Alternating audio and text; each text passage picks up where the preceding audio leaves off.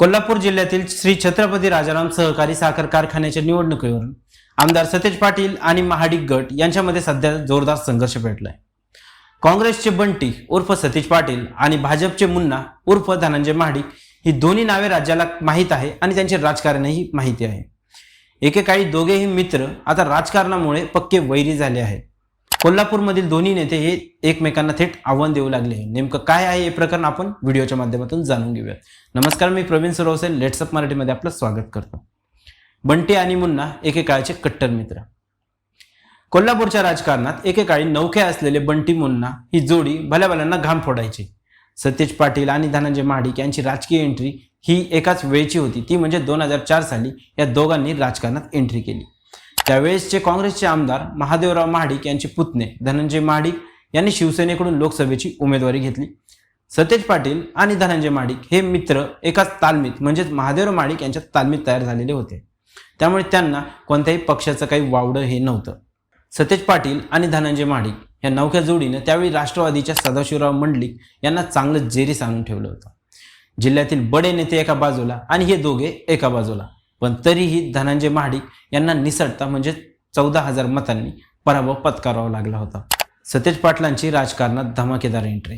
लोकसभेच्या निवडणुकीनंतर करवीर मतदारसंघातून सतेज पाटलांनी त्यावेळेसचे आरोग्यमंत्री दिग्विजय खानविलकर यांच्या विरोधात अपक्ष निवडणूक लढवली। महादेवराव महाडिक यांच्या बेरजेच्या राजकारणामुळे सतेज पाटलांनी खानविलकरांचा मोठ्या मताधिक्यांनी पराभव देखील केला। ताराराणी आघाडीत पहिली बिघाडी। महाडिक गटाचे राजकारण हे पक्षीय राहिले नव्हते। एकेकाळी काँग्रेसचे असले तरी महादेवराव महाडिकांनी ताराराणी आघाडीच्या माध्यमातून महापालिकेत आपला एक वेगळा गट कायम ठेवला होता। अपक्ष असलेल्या सतेज पाटलांना पुढच्या निवडणुकीत काँग्रेसने तिकीट दिलं आणि सतेज पाटलांनी पक्षीय राजकारण सुरू केलं। यामधूनच ताराराणी आघाडीत नगरसेवकांच्या उमेदवारीवरून सतेज पाटील आणि महादेवराव महाडिक यांच्यामध्ये एक वादाची ठिणगी पडली। तेथून हे राजकारण सुरू झालं। पक्षीय राजकारणामुळे सतेज पाटील आणि महाडिकांनी यांच्यामध्ये दरी पडू लागली। महाडिकांच्या गटाच्या राजकारणापासून फारकत घेऊन सतेज पाटलांनी काँग्रेसच्या माध्यमातून आपलं राजकारण सुरू ठेवलं। कोल्हापूर महापालिका निवडणुकीत सुरू झालेला वाद हा गोकुळपर्यंत पोहोचला। गोकुळच्या निवडणुकीत सतेज पाटलांनी राष्ट्रवादीचे हसन मुश्रीफ यांच्या मदतीने महाडिकांना थेट आव्हान दिलं। गोकुळ म्हणजेच महाडिकांचं राजकारणाचा महत्त्वाचा केंद्रबिंदू। त्याचं महत्त्व ओळखून सतेज पाटलांनी राजकारणाचे फासे टाकायला देखील सुरुवात केली। 2014 सालच्या निवडणुकीत शरद पवारांची मध्यस्थी। बंटी विरुद्ध मुन्ना असा वाद जोरदार रंगला असताना 2014 सालच्या निवडणुकीत मात्र त्यांना एकत्र यावे लागले।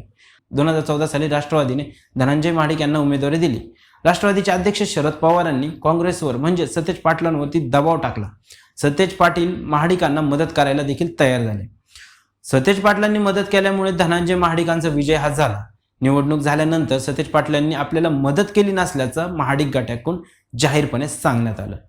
विधानसभेत त्याचा वचपा काढू असे देखील ते म्हणाले। सतेज पाटलांचं वाढतं प्रस्थ राष्ट्रवादींच्या डोळ्यात खुपू लागलं। विलासराव देशमुख, अशोक चव्हाण आणि पृथ्वीराज चव्हाण या दिग्गजांची जवळीक असलेल्या सतेज पाटलांचं जिल्ह्यात प्रस्थ वाढले। सतेज पाटील राज्यमंत्री असताना, पृथ्वीराज चव्हाण मुख्यमंत्री असताना त्यांनी केलेल्या साताऱ्यातील राजकारणातील हस्तक्षेप राष्ट्रवादीला पटत नव्हता। त्याचा फटका 2014च्या निवडणुकीत सतेज पाटलांना देखील बसला। या निवडणुकीत कोल्हापूर दक्षिणेमधून राष्ट्रवादीने आपला उमेदवारच दिला नाही, तर राष्ट्रवादीचे खासदार असलेल्या धनंजय महाडिकांच्या भावाला म्हणजेच अमल महाडिकांना भाजपने उमेदवारी दिली। त्याचाच परिणाम म्हणजे अमल महाडिकांनी सतेज पाटलांचा त्या निवडणुकीत पराभव केला। सतेज पाटलांना हा पराभव प्रचंड जिव्हारी लागला होता। त्यामुळे कोणत्याही परिस्थितीत आता महाडिकांना राजकारणातून संपवायचंच असा चंग त्यांनी बांधला होता। त्यांनी पहिला गाव हा महादेवराव महाडिकांवर घातला। विधान परिषदेच्या निवडणुकीत माहीर असलेल्या महादेवराव महाडिक यांच्या विरोधात सतेज पाटलांनी काँग्रेसची उमेदवारी घेतली आणि विजय देखील मिळवला। त्यानंतर 2019 सालच्या विधानसभेत दक्षिण कोल्हापूरमधून सतेज पाटील यांचे पुतणे ऋतुराज पाटील यांनी अमल महाडिकांचा पराभव केला। आमचं ठरलंय म्हणत महाविकास आघाडीची पायाभरणी। सतेज पाटलांनी कोल्हापूर महापालिकाही महाडिकांच्या ताब्यातून काढून घेतली। हसन मुश्रीफ यांच्या मदतीने जिल्हा बँकही त्यांनी ताब्यात घेतली। 2019 सालच्या लोकसभा निवडणुकीमध्ये सतेज पाटलांचा विरोध असताना देखील राष्ट्रवादीने पुन्हा एकदा धनंजय महाडिक यांना उमेदवारी दिली। त्यावेळी आमचं ठरलंय म्हणत सतेज पाटलांनी महाडिक विरोधकांना एकत्रित केले आणि काँग्रेस आणि राष्ट्रवादीतील नाराज आणि शिवसेना अशी आघाडी करत शिवसेनेच्या संजय मंडलिक यांना निवडून आणला। गोकुळही ताब्यात घेतलंय। महाडिक म्हणजेच गोकुळ आणि गोकुळ म्हणजेच महाडिक असं समीकरण असतानाच सतेज पाटलांनी हे आव्हानही स्वीकारलं. गेल्या निवडणुकीच्या वेळी झालेल्या चुका सुधारत सतेज पाटलांनी गोकुळची निवडणूक लढवली आणि ती ताब्यातही घेतली. महाडिक गटासाठी हा सर्वात मोठा धक्का मानला जात होता. आता राजारामचा आखाडा.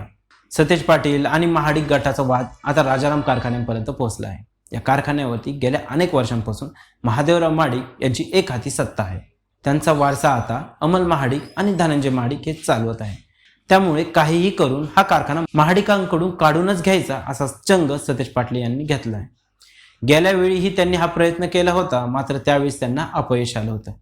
एकेकाळचे कट्टर मित्र असलेले अनेकांना जेरीस आणून ठेवणारे सतेज पाटील आणि धनंजय महाडिक हे आता कट्टर राजकीय शत्रू आहेत.